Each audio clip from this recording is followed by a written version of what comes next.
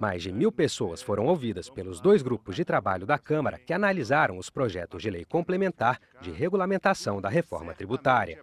O primeiro deles, que debate a nova tributação sobre o consumo contida no PLP 68 de 2024, realizou a primeira de um total de 20 audiências públicas no último dia 28 de maio, ouvindo o secretário extraordinário da reforma tributária. Bernardo Api reconheceu que a alíquota proposta pelo governo de 26,5% seria uma das mais altas do mundo, mas ainda assim menor do que a alíquota paga hoje, que ele classifica como pouco transparente. Às vezes as pessoas falam, não, a alíquota é muito alta, 26,5%. De fato é alta para padrões internacionais, sim. A alíquota mais alta do mundo, da Hungria, é 27%. Mas ela é alta, mas comparada com a situação atual, ela é menor. A diferença é que ela é transparente. Hoje nós pagamos uma alíquota extremamente alta e não sabemos quanto estão pagando. Só para ter uma ideia, praticamente todos os bens e serviços que a gente consome pagam PIS/COFINS. Só que quando você pega a conta, você não vê o PIS/COFINS na conta. Exceto em alguns poucos casos, como a conta de eletricidade, que a gente vê lá o valor do PIS/COFINS. Mas nos outros casos, você vai no supermercado e compra, você não vê o PIS/COFINS na nota. Você não consegue ver. Então, o imposto atual, ele não é claro, ele não é transparente. Nas audiências públicas, o Ministério da Fazenda também defendeu o uso da tecnologia de split payment, modalidade de pagamento em que os tributos são cobrados automaticamente no momento da emissão da nota fiscal, já separando a quantia que deve ir para o governo federal na forma de CBS, Contribuição sobre Bens e Serviços, da que deve ir para estados e municípios como IBS, Imposto sobre Bens e Serviços. O diretor de programa da Secretaria Extraordinária da Reforma, Daniel Lória, destacou o potencial do split payment de reduzir fraudes e, assim, contribuir para a redução da alíquota de referência. O split ele tem vantagens enormes, né? Falamos muito de sonegação, redução da sonegação, redução de fraude, redução de inadimplência. Com tudo isso, redução da alíquota de referência para todo mundo. 2 a 3 pontos percentuais, pessoal. É disso que a gente está falando, 2 a 3 pontos percentuais. Tá? Essa é a importância do split. Fica muito mais otimizado, automatizado, prático. O deputado Raul tem um slogan que eu adorei, que a reforma é tech, ele fala, né? A reforma é tech, a reforma é tecnológica. É isso que a gente quer no Ministério da Fazenda, é isso que a gente quer em parceria com essa casa. O presidente do Centro de Estudos da Sociedade de Advogados, Gustavo Brigagão, no entanto, defendeu que a adoção da tecnologia do split payment seja opcional, uma vez que outros países não se adaptaram a ela. Alguns países, como a Bulgária, Romênia, Tchecoslováquia, desistiram da adoção desse sistema. Mas, mesmo naqueles países onde ele é efetivamente adotado, ele é adotado nunca de forma genérica, mas específica em relação a alguns setores, de forma a evitar fraudes, que acho que o maior benefício que esse sistema traz é evitar fraudes, na medida em que é o próprio pagador do serviço ou do bem que faz o recolhimento do tributo através do split payment. Mas nunca genérico, do jeito que consta desse PLP. E, às vezes, a adoção desse sistema é opcional. Se é bom para o contribuinte, como todos dizem, por que não se deixa esse sistema como um sistema opcional? Representantes dos mais diversos setores da economia estiveram presentes às audiências públicas e aos 140 encontros promovidos pelo GT. O presidente executivo da Associação Brasileira da Indústria de Alimentos, João Dornelas, por exemplo, criticou a inclusão de alimentos ultraprocessados na lista de itens taxados com imposto seletivo, que vai servir para desestimular o consumo de itens nocivos à saúde e ao meio ambiente, tais como cigarros e bebidas açucaradas. Quando a gente fala de 5.700 produtos, são produtos que estão na nossa despensa, que fazem parte do nosso dia a dia. É o pão de forma, são as bebidas. A bebida açucarada, que agora está sendo penalizada com imposto seletivo, os néctares, os sucos de fruta, né? Você tem os cereais matinais, as barrinhas de cereal, tudo isso entra na classificação de alimento ultraprocessado. E, por isso mesmo, essa classificação vem sendo altamente contestada cientificamente no mundo inteiro, não só no Brasil, porque tem cientistas da USP também que falam que essa classificação está equivocada, e ela está equivocada porque ela não toma em consideração a composição nutricional do produto, mas toma em consideração o número de ingredientes, o número de etapas de processamento e a presença ou não de aditivos. Por outro lado, o representante da ONG ACT Promoção da Saúde, Marcelo Baird, apontou que alguns ultraprocessados, como bebidas lácteas, constam do rol de produtos da cesta básica que terão redução de alíquota, enquanto alimentos saudáveis, como frutas e castanhas, ficaram de fora. Existem alguns ultraprocessados, como massas alimentícias, algumas bebidas lácteas, que estão na lista de redução de alíquota na cesta básica, que poderiam ser excluídos, inclusive abrindo espaço fiscal para a gente incluir outros alimentos saudáveis, como produtos da sociobiodiversidade. Eu sei que os deputados aqui presentes têm uma grande preocupação com os pequenos produtores, e a diversidade regional também é um princípio importante aqui no debate da reforma tributária, então a gente pode incluir produtos da sociobiodiversidade, outros alimentos in natura também, que deveriam ser beneficiados na reforma tributária, seriam alimentos que são in natura, que são lavados, descascados, picados, porque eles estão fora aqui da cesta básica. E a gente coloca também a inclusão de água mineral engarrafada, como também é um produto absolutamente essencial que deveria estar na redução de alíquota. O setor de insumos agrícolas e de biotecnologia também protestou por ter sido desconsiderado da lista de produtos que terão alíquota reduzida. O diretor executivo da CropLife Brasil, Arthur Gomes, sinalizou que, se a tendência se confirmar, estima-se um aumento de quase 30% no preço das sementes. É um setor hoje extremamente essencial na produção, extremamente essencial no ganho de produtividade que o Brasil experimentou nas últimas décadas, né? A biotecnologia foi responsável por um salto de produtividade gigantesco nas principais culturas de exportação do Brasil, que milho, soja e algodão. E ao deixar a biotecnologia de fora, a gente está falando hoje de passarmos de uma carga tributária nominal de 9,25% para uma carga estimada de 27,5%.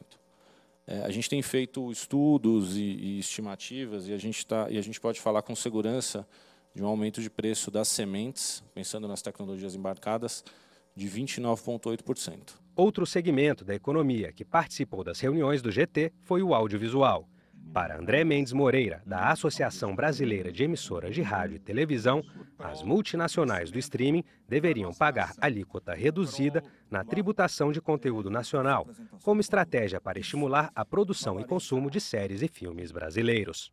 Toda vez que a empresa de streaming veicular conteúdo audiovisual nacional, esse conteúdo audiovisual terá alíquota reduzida e será reduzida na proporção do total de conteúdo audiovisual nacional veiculado pela empresa de streaming. Ou seja, se a Disney Plus tem apenas 1,3% de conteúdo audiovisual nacional, apenas 1,3% da sua receita, e isso é facilmente quantificável em relatórios enviados à Ancine mensalmente, será objeto de redução. Isso vai, então, estimular essas empresas, que são verdadeiros colossos econômicos, a adquirir conteúdo nacional para poder veicular na medida em que a carga tributária vai ser menor e, com isso, vão ganhar competitividade. Quem ganha no fim do dia? A cultura nacional. O ex-presidente da Câmara e atual diretor-presidente da Confederação Nacional das Instituições Financeiras, Rodrigo Maia,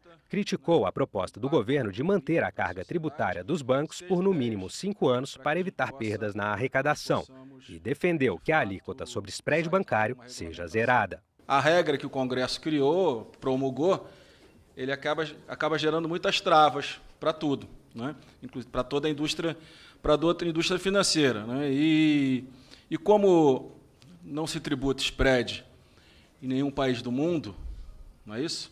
Não tem nenhum país que tribute spread, nós criamos uma jabuticaba na PEC, que havia muita pressão para que não se beneficiasse os bancos. A gente não pode esquecer que nós estamos tratando aqui do imposto do consumidor, nós não estamos tratando aqui do imposto das empresas. Então, toda vez que a gente desenha mal o sistema, que a gente cobra muito do sistema, no fundo, a gente não está tributando as empresas, nem a indústria financeira, nós estamos tributando na ponta o consumidor. Então, esse debate, né, do spread, eu acho que a gente devia trabalhar como brasileiro, não como representante do setor, era que a gente pudesse ter alíquota zero, como tem na Nova Zelândia no futuro, porque quem paga esse custo todo do spread bancário é o consumidor final. O representante do Sindicato das Empresas de Compra, Venda, Locação ou Administração de Imóveis Residenciais ou Comerciais, Eli Vertain, se mostrou preocupado com a possibilidade de o aumento de carga tributária sobre a construção civil acabar impactando no preço do aluguel. A locação, aluguel, que é um patrimônio brasileiro, as pessoas no Brasil, culturalmente, é uma herança portuguesa, colonial, vivem, é importante a locação, está sendo duramente atingida por esta proposta. Duramente atingida pela proposta. E aqui eu quero fazer uma observação. Não é pela mecânica da proposta. A mecânica da proposta é fantástica. Nós não somos contra crédito, débito, etc., todas aquelas coisas, redutor, nada disso. O que nós estamos dizendo é o seguinte: o mesmo remédio que cura, mata dependendo da dose. O que está acontecendo aqui é que a proposta do governo trouxe uma dose de remédio que vai sarar a doença, matando o paciente.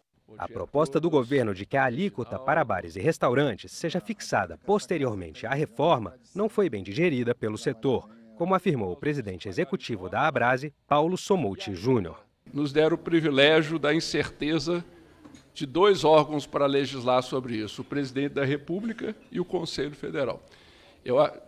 O comitê, né? Se eu entendi bem o texto, na minha opinião, é surreal. Porque só bares e restaurantes têm duas exceções. Uma, não tem uma regra definida, 180 dias, para se propor uma metodologia, nem é para encontrar a taxa, e a outra, o único setor que não pode tomar crédito.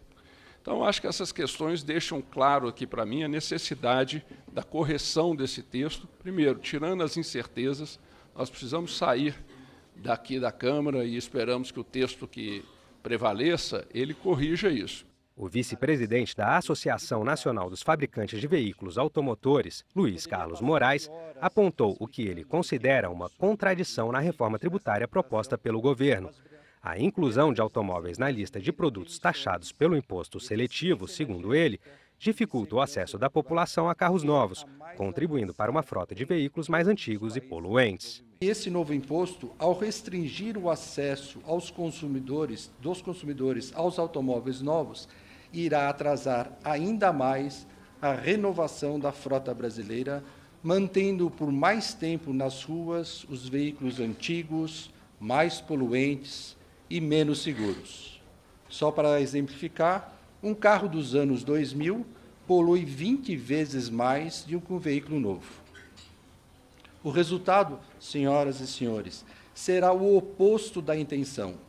Mais poluição nas nossas cidades, mais CO2 na atmosfera e mais acidentes de trânsito. O mestre em Teoria Econômica pela Universidade de São Paulo, Braulio Borges, lamentou a ausência na proposta de regulamentação da reforma de um tributo para taxar o uso de carbono nas cadeias produtivas e não apenas a produção de combustíveis fósseis. E ficou de fora também a discussão, né, da taxação de carbono. Taxação de carbono, só para lembrar, né, para os participantes aqui, ela vai muito além de taxar pura e simplesmente combustíveis de origem fóssil. A taxação de carbono, obviamente, ela deve mirar, né, todas as atividades que geram emissões de gás de efeito estufa, né, e não somente o dióxido de carbono. A gente tem o metano, tem vários outros gases de efeito estufa. Né, e aí, só para citar um exemplo que está hoje no noticiário, né, a Dinamarca acabou de anunciar um carbon tax sobre o setor pecuário, né, cobrar 100 euros por vaca. Na audiência pública que debateu o impacto da reforma tributária na geração de empregos no país, o representante da nova Central Sindical de Trabalhadores, Eduardo Maia, manifestou receio de que a regulamentação acabe aumentando preços e onerando o trabalhador de classe média. Se não está havendo aumento da arrecadação a partir dos super ricos, não está havendo tributação dos ganhos de capital, alguém está pagando mais. E a nossa percepção é de que os trabalhadores com renda média, e aí a classe média, é quem vai sustentar a justiça social. Para a coordenadora do Núcleo de Pesquisas em Tributação do Instituto de Ensino e Pesquisa, INSPER, Vanessa Canado, a desoneração da cesta básica prevista na proposta de regulamentação enviada pelo governo deve acabar beneficiando, acima de tudo, a parcela mais rica da população. A única forma de tentar fazer isso, ou seja, de privilegiar os mais pobres em relação aos mais ricos, é escolhendo determinados produtos e, com isso, acaba se beneficiando, perde-se o efeito distributivo, porque se beneficia, inclusive, não só tanto ricos como pobres, mas mais o rico do que o pobre. Por quê? Porque os ricos consomem mais alimentos, têm mais facilidade, inclusive, de jogar alimentos fora do que as pessoas mais pobres e consomem alimentos mais caros, né? Consta lá o arroz na cesta básica, mas ninguém consegue distinguir o arroz mais barato do arroz para risoto, do arroz vermelho, do arroz negro e dos arrozes mais sofisticados, e a mesma coisa vai acontecer com açúcar, com leite, etc. Então, a verdade é que hoje mais de 40% da renúncia fiscal da cesta básica é apropriada por quem ganha mais de R$4.000 por mês, e essa renúncia fiscal hoje, atual do PIS, COFINS e do IPI, custa quase 40 bilhões de reais por ano. É muito dinheiro para se perder com as pessoas que não precisam, né? Na segunda vez em que foi ouvido pelo grupo de trabalho, o secretário extraordinário da Reforma Tributária, Bernardo Api, informou que o governo pretende implementar um período de testes para a cobrança do IBS e do CBS no ano de 2026. Nesse período de transição, os novos tributos serão cobrados simultaneamente com os outros impostos que já pagamos hoje, PIS, COFINS, IPI, ICMS e ISS, mas terão alíquota reduzida. O imposto seletivo passa a ser pago a partir de 2027. O que é importante é dizer que 2026 é um período de teste. Então, 2026, a ideia provavelmente não vai cobrar o imposto o ano inteiro. Provavelmente, eu não estou dizendo nada, porque aqui vai depender de como é que vai estar. Pode ser que comece o ano só pedindo o cumprimento de obrigações acessórias e talvez no final do ano fazer o sistema funcionar integralmente. O PLP 68 de 2024, que institui o IBS, o CBS e o imposto seletivo, pode ser analisado já nesta segunda semana de julho pelo plenário da Câmara e, se aprovado, segue para o Senado.